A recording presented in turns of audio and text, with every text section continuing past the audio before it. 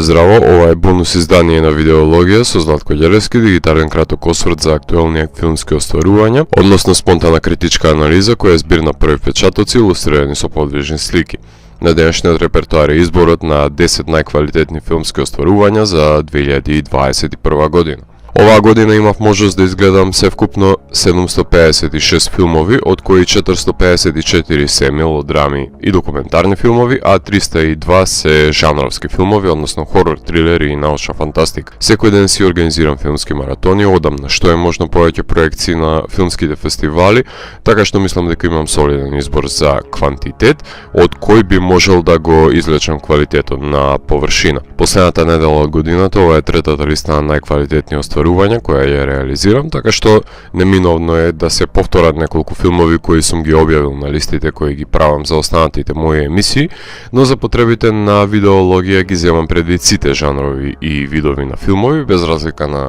полова определба на авторите кои стојат зад нив или глумат во нив. Видеологија поимајте го како слободен простор во кој жанровскиот снобизам е неодобрен и непогоден. Подеднакво ќе бидат застапени најквалитетните екземплари од сите провениенци, со тоа што известно прединство секојаш ќе се даде на иновативни и автентични концепции, затоа што тие осмислувања направиле чекор надвор од конвенциите во непознатото, кај што трасираат пат кој ќе го збогати гледачкото искуство на секој гледач кој сака да биде ангажиран на страна на филмот, односно да го надгради гледањето во станување на поискусна личност, наместо да го пушти мозокот на пасење, односно да биде исклучиво бегол ескапизам од реалност. За Видеологија важи општо важачката девиза дека слави уметност во категоријата филмска уметност. Според параметрите на ова издание немам намера да ги повторувам филмовите со нивно рецензирање, напротив, на листата ќе ги слушнете причинителите за нивното заземање на местото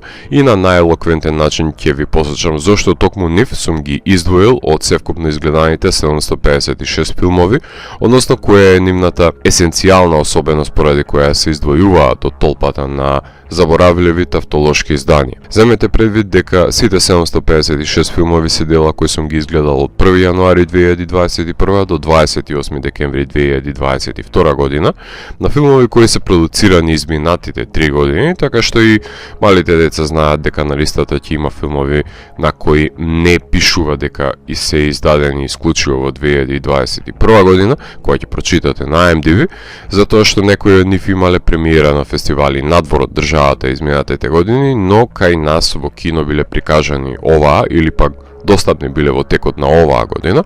така што има засебна методологија по која оперира Видеологија, која што се базира на принципот на достапност на филмовите, кој што нема никаква допирна точка со нивното прво прикажување или пак годината која што стои на IMDb, за да не настане некоја дополнителна забуна. Меѓу другото, кога се прави селекција, секојаш некој ќе биде вклучен, а друг изоставен, но ќе се обидам да дадам оптимално оправдување за неблагодарниот дел од мојата професија, односно сосредоточувањето на избор, но мора да се даде екземплар за квалитет, кон кој се стреми емисијата и интелектуалните вредности и мерила кои ги промовира. Започнуваме.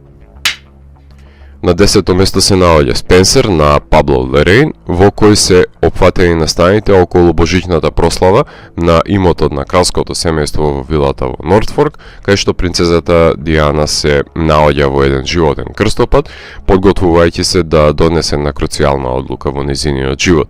Филмот се наоѓа на листата затоа што на секое можно рамниште ги исполнува критериумите за да заврши на неа. Фотографијата е прекрасна, Кристен Стюарт глуми една од најпогодните улоги на незиниот живот, Лорейн прави една неконвенционална биографска интерпретација на трагичниот живот на принцезата, која што сака да ужива во погодностите на обичниот човек, наместо да биде префинет сноб, како што се очекува од неа. На интригантен начин се отелотворени незините фрустрации и оддалечување од здравиот разум, додека се наоѓа под голем притисок на очекувањата од незината функција.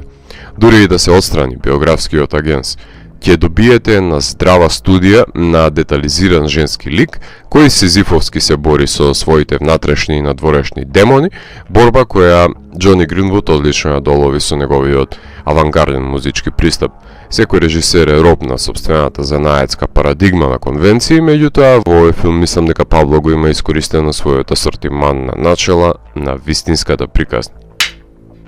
На 9-то место се наоѓа Bad Luck Banging or Looney Porn на Раду Жуле, кој е филм за учителка која е шиканирана од страна на родителите кои ја осудуваат за губење на интегритетот откако ќе се појави незината порно снимка. Филмот се најде на листата затоа што беше првиот кој на најефективен начин го прикажа живеењето во новата реалност, односно во ковид пандемијата, кај што шетањето со маска на ликовите стана толку прифатен норматив од протоколот, што не делува странно кога ќе забележиме на филм, затоа што беше рефлексија на животот во реалност. Урнебесниот хумор кој се крие не само во лексиконот на термини, туку во исмевањето на комплексите на родителите, го прави овој филм да биде една од највпечатливите комедии на годината, огледало не само на романското општество, туку на лицемерните малоумници на секаде. Најголемиот проблем на филмот е глупавиот километарски наслов, кој на нас, критичарите, ни ја комплицираше работата, не само на неговото испишување, туку и на неговиот несоодветен превод. Доволно ќе беше да се викаше Looney Porn, но не. Раду мораше да ја комплицира работата, како што се комплицира и случајот на самата учителка. На 8 место се наоѓа Меморија на Апичот Понк Верастета Кул, кој е филм во кој Тилда Свинтон патува за Колумбија, но е прогонета од еден татнеш, кој мистериозно се појавува, наводно немотивирано во незиниот живот и не може да го најде избориштето на таа бучава. Со оглед на тоа што ги имам изгледано сите филмови на Верасета Кул, со сигурност можам да тврдам дека Меморија е еден од неговите најквалитетни, па затоа и си обезбеди местот на самата листа, а се наоѓа толку ниско затоа што Апичот Понк сака непотребно да го злоупотреби вниманието и трпението на гледачот додека ликовите си дремнуваат во кадар, што тврдам дека не е артистички издржана одлука, посебно не за време на проекција во кино. Тука лежи и големиот проблем на дистрибуцијата, со која не се согласувам, да нема никакво дигитално прикажување на филмот, туку да се прави исклучиво проекција на филмот во киносалите, што е одлука која би ја поддржал до одредена мера, затоа што нема да може филмот да биде достапен на секој гледач во секоја киносала во секој град. Ја разбирам потребата на прикажување на големо платно, таму му е местото на овој филм, но исто така првенствена одговорност на секој режисер е да му даде можност на секој заинтересиран гледач да има пристап да го гледа неговото дело, па тука сметам дека потфрлија од Неон. Ако Критерион го побараат, можеби ќе заврши на Blu-ray, па ќе може остатокот од светот да го погледне во домовите, до тогаш ќе уживаат во филмот избраните малкумина кои го гледале на некој фестивал, што воопшто не е во ред, затоа што енигматичноста на филмот вреди да ја тестира издржливоста на гледачите на секаде. На 7 место се наоѓа Пик на Мајкл Сарноски, кој е филм во кој Николас Кейдж е повлечен хермит, односно поранешен врвен готвач, кој се занимава со потрага по тартуфи, но смогнува сили за потера по неговата киднапирана свиња помеѓу цивилизираниот свет, затоа што таа му е од помош за надминување на самотијата. Филмот се најде на листата затоа што неоправдано се подценете актерските способности на Клаус Кински на денешницата, кој што е семоќна алатка доколку заврши во рацете на режисери кои имаат уникатни идејни решенија за кои умеат да го употребат. Во случајот на овој филм се кршат конвенциите на реваншистичкиот трилер, затоа што силата на Кейдж не лежи во неговата спретност за физичка пресметка, туку во тежината на неговиот изговорен збор, наменет за обелоденување на лицемерите и нивните залудно потрошени животи во капиталистичкото општество за углед и престиж. Филозофски самурај кој што засекува со речта, кој го соголува опортунистичкиот свет во кој што живееме и трулите вредности кои се еквивалент на успехот на една индивидуа. Уникатна антиклимактичност која е во полза на квалитативите на делото, начела на кој може да им подзавидат останатите. На 6 место се наоѓа Promising Young Woman на Emerald Fennell, кој е уште еден филм кој што ги превертира конвенциите овој пат на реп-ревенџ жанрот, со тоа што маздата која ја изведува Кери Малиган се однесува на сите ликови кои имаат придонесено за туѓа несреќа сметка која таа ја наплаќа во туѓо име. Листата на споредни ликови кои ќе бидат жртви на сопствените суетни побуди е обемна и исполнета од впечатливи актерски имиња, но убеденоста на ликот да влезе во лавовското дувло со едно незаборавно визуелно решение, само додава чинители кои ќе го направат овој филм да биде модерно култно остварување. Безпрекорен е интензивираниот пастелен колорит, кој е контрапункт на грозоморната наративна нишка која се одвива,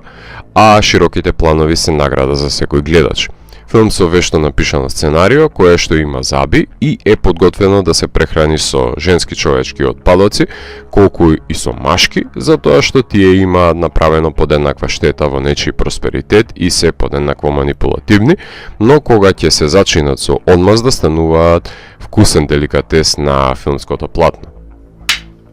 На петто место се наоѓа The Card Counter на Пол Шредер, кој е уште еден екземплар за соодветна наменска употреба на режисерските обележја, кои го издвојуваат Шредер од останатите, снимајќи филм во кој ликот на Оскар Ајзек е поранешен воен испрашувач, кој по излегувањето од затвор започнува кариера како покераш, но под своја закрила става чира, кој што е подвижна темпирана бомба, која секој ден погласно отчукува.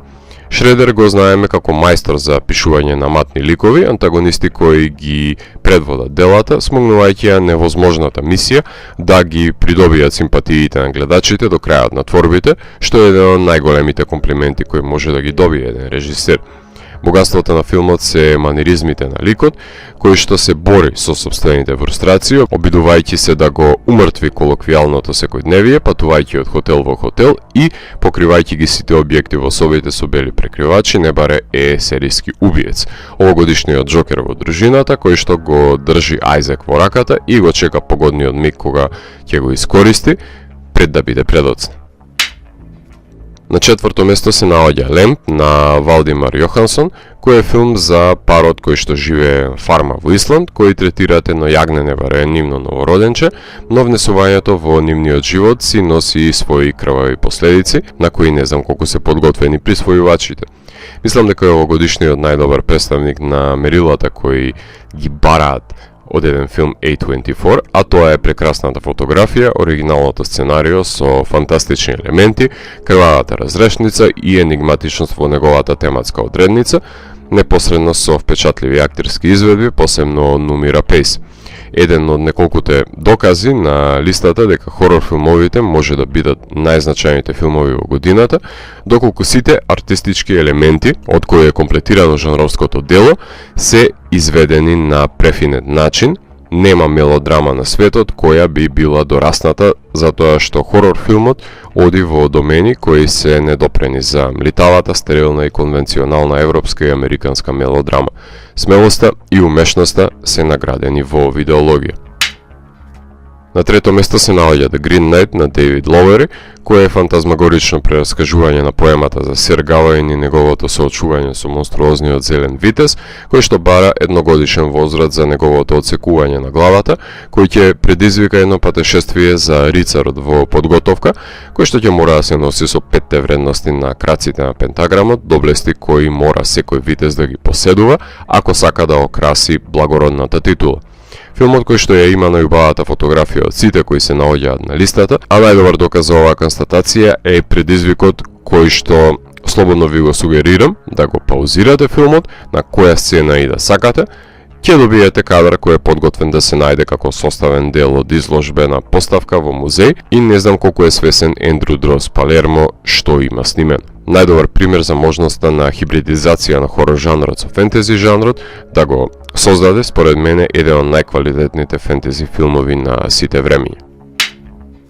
На второ место се наоѓа Колектив на Александар Нанао, кој е вториот романски филм кој се најде на овогодишната листа, документарен филм во кој што несреќата која се случува во ноќниот клуб за време на металкор свирка е само иницијална каписла за истражување на дисфункционалниот романски здравствен систем, сознание до кое доаѓаат новинарите од спортската газета, кај што богаташите ги искористуваат поставеностите во здравството за да го експлоатираат обичниот граѓанин. Од друга страна пак, Корумпираноста на системот се покажува и низ призмата на младиот и надежен политичар, кој што влегува со исправни морални и етички вредности да го санира системот, но и самиот ќе согледа неговата непоправливост, затоа што некој има милионски бенефит од неговата нефункционалност, а законот не важи за сите подеднакво. Единствениот филм од листата кој што ме револтирал од безпомошноста на субјектите кои се затекнати во него и неможноста да се репарира трулоста која што метастазирала во сите домени на корумпираното општество. Прекрасно монтажно сосредоточен, јасен, дециден во прекажувањето на отворената рана на општеството, која не може да се сошие со ниту една игла и конец, затоа што некој капиталист се богати од крварењето на Романија. На почесно место се наоѓаат The French Dispatch, Hive, The Man Who Sold His Skin, Pieces of a Woman, Minari, Malcolm and Marie, The Hater, The Disciple, Come On, Playground, The Novice, Annette. На прво место се наоѓа Титан на Јулија Докурно, во кој девојка која што бега од мртвите тела, кои што ги остава за себе, го презема идентитетот на исчезнатото момче, само за да најде дом, како закрила од полициската потера, и да заврши во едно подеднакво искомплексирано семејство на шефот на пожарникарите. И да не заборавам, еден минорен детаљ, забременува со титаниумско бебе додека води љубов со автомобилот во него. Оваа драматуршка аберација, ова наличе кое се одвестува на доменот на жанровскиот филм, односно традицијата на фантастичниот расказ, која што со децении ја негува и надоградува Франција, е уникатна ознака која што го издвојува ова дело, најпрви на останатите француски екстремистички творби, потоа од останатите телесни хорор филмови и на крај со половата флуидност која што станува константа во неговото градио, поигрувајќи си и со созревањето на еден лик кој поминува низ психофизичка преобразба и пополнува душевна јама во животот на родителот кој очајно сака да го најде неговото изгубено дете. Радикализам на кој може да му подзавиди и Гаспар Ноe и Паскал Ложие, радикализација која што говори за способноста на Јулија да го предизвика млитавиот и закоравен гледач, да го прошири познавањето на филмската естетика или да го игнорира насилството и да се остане удобно сместен како згрозен господар на конвенционалистичкото поимање на филмот. Изборот е ваш, затоа колку сте подготвени да восприемите од насилниот деликатес пред вас, кој го сместува на првото место за оваа година, доаѓајќи до еден ненамерен заклучок кој сведочи дека Неон држи половина од насловите од листата, што говори дека нивната квалитетна селекција високо ја вреднувам во видеологија. Ова беше бонус изданието на дигиталната архива Видеологија, посветена на 10 најквалитетни филмови за 2021 година. Доколку ви се допадна, лајкувајте го видеото, споделете го и следете го каналот. Посегнете и постанатите рецензии на виртуелната полица. Ви благодарам за вниманието. Среќни празници и нека 2022 година ви биде исполнета со филмски изданија кои ќе ви го променат животот. Поздрав!